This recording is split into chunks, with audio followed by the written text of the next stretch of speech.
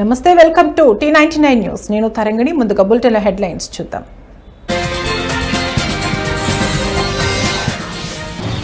AP సర్కార్ కీలక నిర్ణయం ఆలయాల తనిఖీల కోసం ప్రత్యేక అధికారులు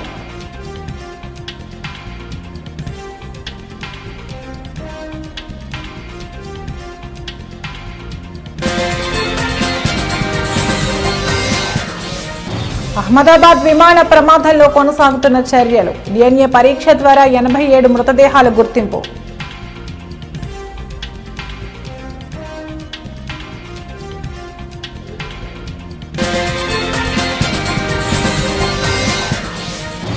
బీఆర్ఎస్ ఎమ్మెల్యే కౌశిక్ రెడ్డికి షాక్ పిటిషన్ను కొట్టివేసిన హైకోర్టు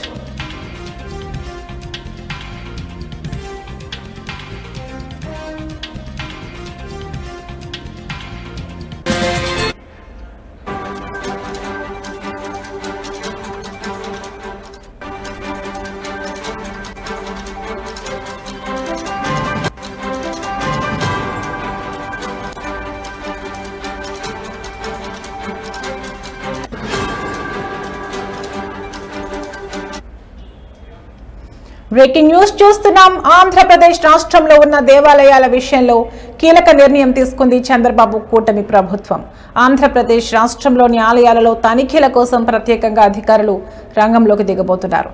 రాష్ట్రంలో ముఖ్యంగా సింహాచలం, అన్నవరం, బెజవాడ, కనకదుర్గమ్మ, వాడపల్లి, ద్వారకా తిరుమల లాంటి మొత్తం 22 ప్రధాన ఆలయాలలో నిత్యం తనిఖీలు చేసేందుకు కీలక నిర్ణయం తీసుకుంది చంద్రబాబు నాయుడు ప్రభుత్వం.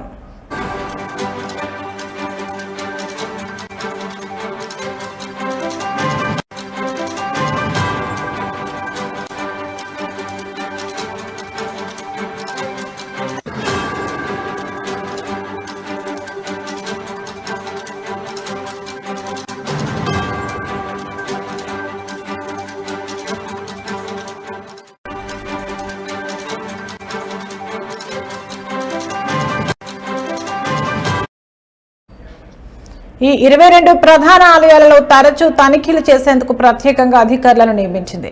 ఈ మేరకు దేవాదాయ శాఖ కమిషనర్ రామచంద్ర మోహన్ అధికారిక ఉత్తర్వులు జారీ చేశారు. దేవాలయాలలో క్యూ లైన్ల ఏర్పాటు, దర్శనాలు, ప్రసాదాల నాణ్యత, తాగునీటి సౌకర్యాలు, ఆలయ పరిశుభ్రత లాంటి విషయాలను ఈ అధికారులు నిత్యం పర్యవేక్షిస్తారన్నమాట.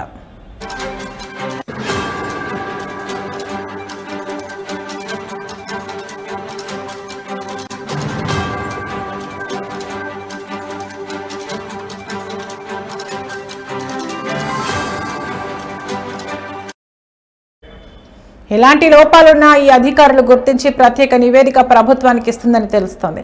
దానికి తగ్గట్టుగానే ప్రభుత్వం చర్యలు తీసుకుని భక్తులకు ఎలాంటి సమస్యలు లేకుండా చేయనుంది. ఈ మధ్యకాలంలో ఏపీలో ఉన్న ఆలయాల్లో చిన్న చిన్న ప్రమాదాలు జరుగుతున్నాయి. అలాగే భక్తులు కూడా ఇబ్బందులు పడుతున్నట్లు వార్తలు వచ్చిన నేపథ్యంలో ప్రత్యేకంగా అధికారులను నియమించింది చంద్రబాబు ప్రభుత్వం.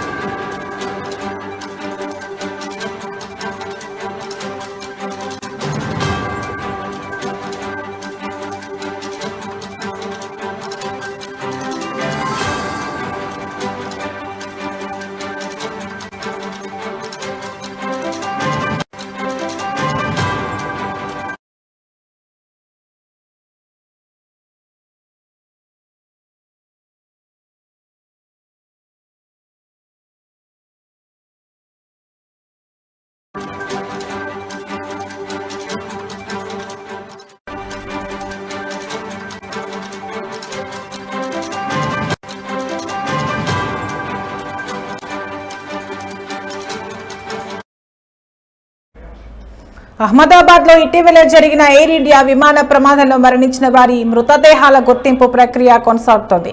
అహ్మదాబాద్ సివిల్ ఆసుపత్రిలో DNA పరీక్ష ద్వారా ఇప్పటి వరకు 87 మృతదేహాలను అధికారులు గుర్తించారు. ఇప్పటికే 47 మృతదేహాలను కుటుంబ సభ్యులకు అప్పగించారు. ఇక మిగతా గుర్తింపు మృతదేహాలను సైతం కుటుంబ సభ్యులకు అప్పగించనున్నారు. ఇక ఇదే ప్రమాదంలో ప్రాణాలు కోల్పోయిన గుజరాత్ మాజీ సీఎం విజయ్ రూపానీ డెడ్ బాడీని అధికారులు DNA పరీక్ష ద్వారా గుర్తించిన విషయం తెలిసిందే. నేడు రూపానీ అంత్యక్రియలు ప్రభుత్వ లాంఛనాలతో జరగనున్నాయి.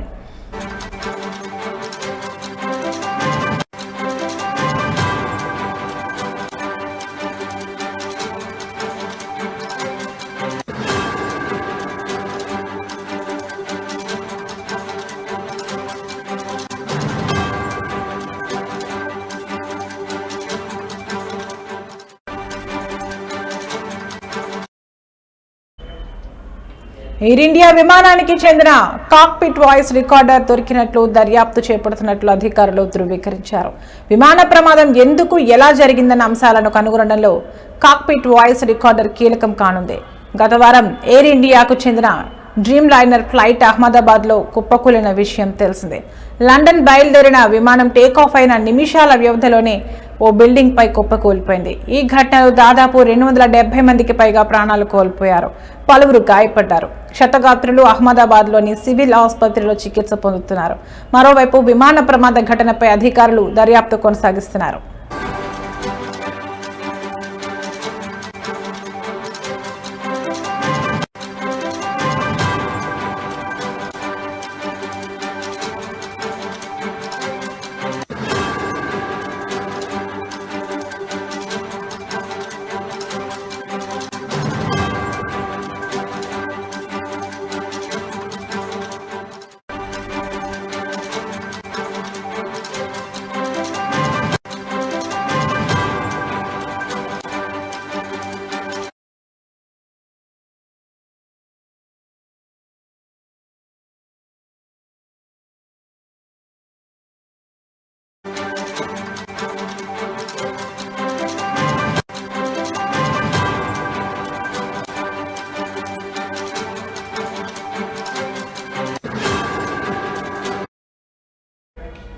బ్రేకింగ్ న్యూస్ చూస్తున్నాం. బీఆర్ఎస్ ఎమ్మెల్యే పాడి కౌశిక్ రెడ్డికి తెలంగాణ హైకోర్టులో చుక్కెదురైంది.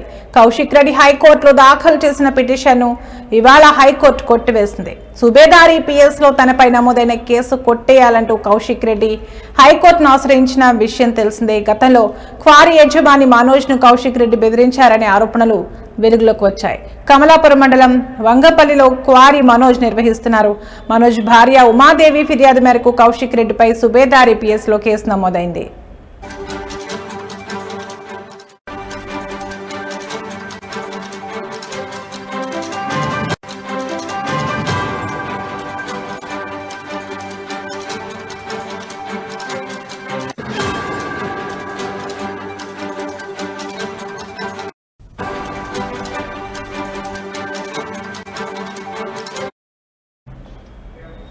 $50 లక్షలు ఇవ్వాలంటూ కౌశిక్ రెడ్డి బెదిరించారని ఆమె PS లో ఫిర్యాదు చేశారు. దీంతో కేసు నమోదు చేసిన పోలీసులు దర్యాప్తు ప్రారంభించారు.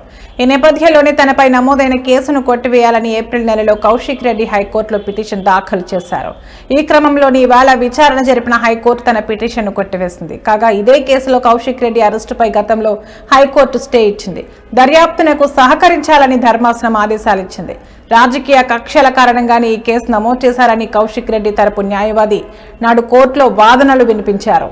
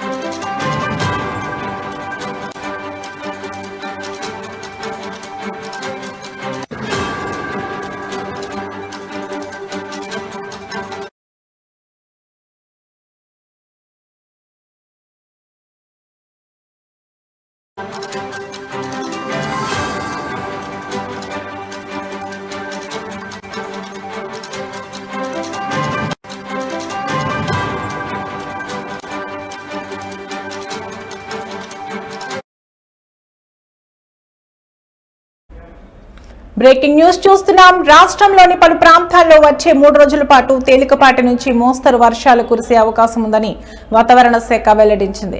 దక్షిణ మధ్య మహారాష్ట్ర మీదుగా ఉపరితల ఆవర్తనం కొనసాగుతున్నట్లు, ఇది సముద్ర మట్టం నుంచి సగటున 5.8 కిలోమీటర్ల ఎత్తులో ఉందని అధికారులు తెలిపారు. ఈ వాతావరణ వ్యవస్థ దక్షిణ పశ్చిమ దిశగా వాలి ఉందని, మరోవైపు వాయువ్య బంగాళాఖాతంలో మరో ఉపరితల ఆవర్తనం ఏర్పడిందని పేర్కొన్నారు. ఉత్తరాంధ్ర తీరాన్ని ప్రభావితం చేసిన పశ్చిమ మధ్య బంగాళాఖాతం ఆవర్తనం తాజాగా వాయువ్య బంగాళాఖాతంలో ఏర్పడిన కొత్త ఆవర్తనంలో కలిసిపోయిందని తెలిపారు.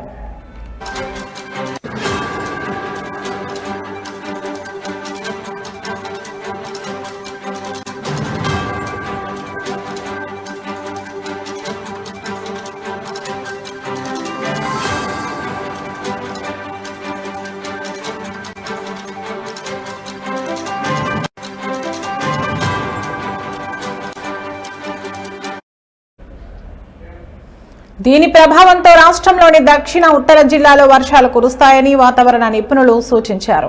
దక్షిణ ప్రాంతాలతో పాటు ఉత్తర తెలంగాణలో కూడా మోస్తరు వర్షాలు, 1-2 చోట్ల భారీ వర్షాలు పడే అవకాశం ఉందని అంచనా వేస్తున్నారు.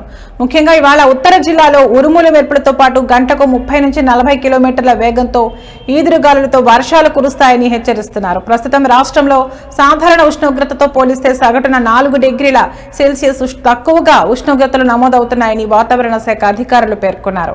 వాతావరణ పరిస్థితుల దృష్ట్యా ప్రజలు అప్రమత్తంగా ఉండాలని సూచించారు.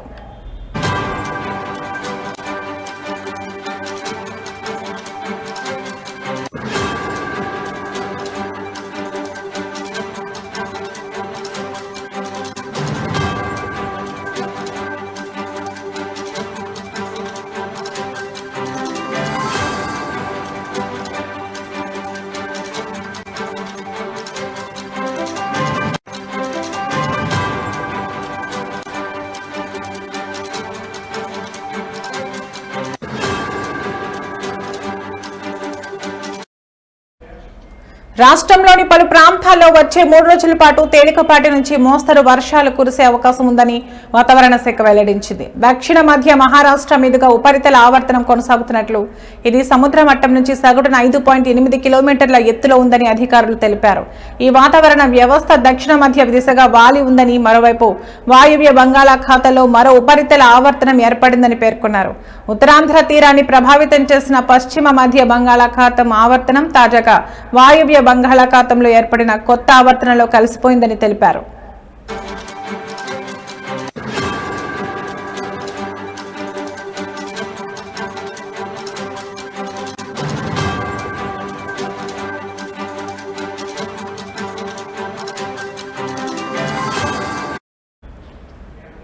దీని ప్రభావంతో రాష్ట్రంలోని దక్షిణ ఉత్తర జిల్లాలో వర్షాలు కురుస్తాయని వాతావరణ నిపుణులు సూచించారు.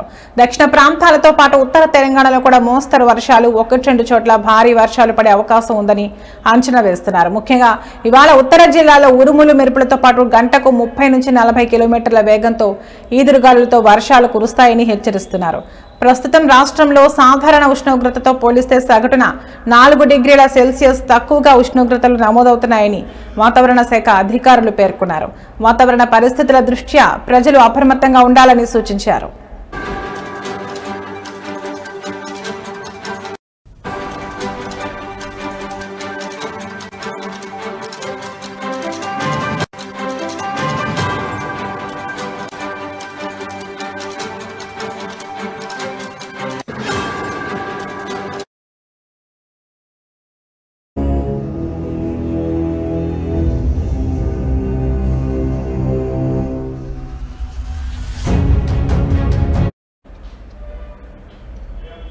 నంద్యాల జిల్లా శ్రీశైలంలో ముక్కంటి మల్లన్న ఆలయానికి భక్తుల రద్దీ పెరిగింది. పైగా వేసవికాలం సెలవులు చివరి ఈ రోజు కావడంతో క్షేత్రంలో భక్తుల రద్దీ అనూహ్యంగా పెరిగింది. క్షేత్రమంతా భక్తజనంతో సందడి వాతావరణం నెలకొంది. భక్తులు వేకువజాము నుండే పాతాళగంగలో పుణ్యస్నానాలు ఆచరించి శ్రీ భ్రమరాంబ మల్లికార్జున స్వామి అమ్మవార్ల దర్శనార్థమై క్యూ లైన్స్ లో దర్శన కంపార్ట్మెంట్లలో బారులు తీరారు. శ్రీ స్వామి అమ్మవార్ల దర్శనానికి సుమారు 4 గంటల సమయం పడుతుంది. మరోపక్క భక్తులు స్వామి అమ్మవారి రుద్రాభిషేకం, కుంకుమార్చన తదితర అభిషేకార్చనలు నిర్వహించి మొక్కులు తీర్చుకుంటున్నారు.